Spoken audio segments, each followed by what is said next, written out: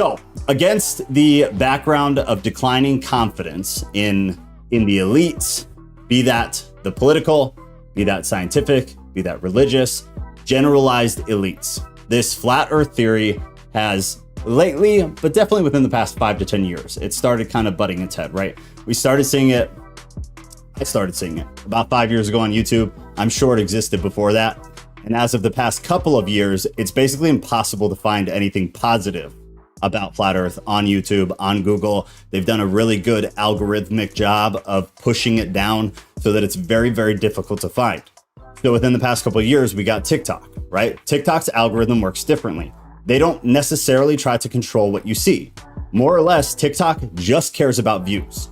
And they're very in the middle about it. From my experience and my understanding of their algorithm is they allow pretty much whatever within reason, and even kind of out of reason, but within reason, they allow pretty much whatever people are willing to watch until the end, they will push that to high hell. And so flat earth has become one of those things. That is also how Enoch has gotten so much attention over the past handful of years. It's primarily because of TikTok, because it gets shoved down in other algorithms. So unfortunately, it's been noted that many Christians have become completely swept up in the trend of conspiracy. I say unfortunately because there's a very large portion of it that is easy to prove is theological garbage. I'm not saying flat earth is one of them, because I think there are good arguments kind of either way, regardless of which way you personally lean or think there's more arguments. But the problem is that Christians have become kind of roped into this conspiracy island, where now there's a very heavy Christian presence within the conspiracy world. And a lot of stuff in the conspiracy world is just trash, especially when it comes to Christianity. We have all these weird ideas about the Bible now, all these weird ideas about Christian history that never really existed before. And now they do because of the way that TikTok's algorithm works. But these Christians have been swept up into the trend using what I would call very shaky theological arguments to make points. The Christians who claim that, in this case, the earth is flat, and again, I'm playing devil's advocate on the non-flat earth side, but that does not reflect my actual views because I do not care.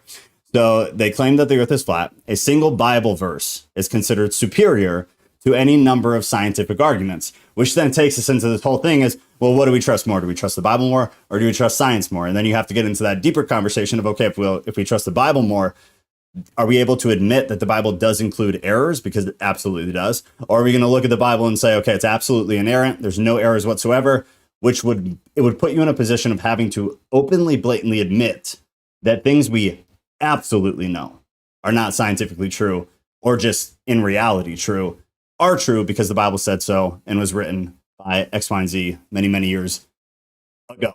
In response to the concerning trend that we're seeing with things like this, what we're going to do is focus on some of the Bible verses that are most commonly or most frequently referenced by Christian proponents of the flat earth theory. So people who are in that camp, we're gonna zone in on those. We're gonna go at it from the opposing side. Therefore, we're gonna cover both ends and get a fairly decent view of the entire thing. So there are teachers and theologians who have carefully analyzed the subject, and their conclusions are worth the attention of honest and open-minded Christians investigating the topic, which is absolutely true. This is something to look at. It's something to look at. And we're going to talk about later. Doesn't matter. Doesn't matter. But later. Two of these prominent men are Dr. Danny Faulkner, a creationist who specializes in mathematics and physics and has a PhD in astronomy.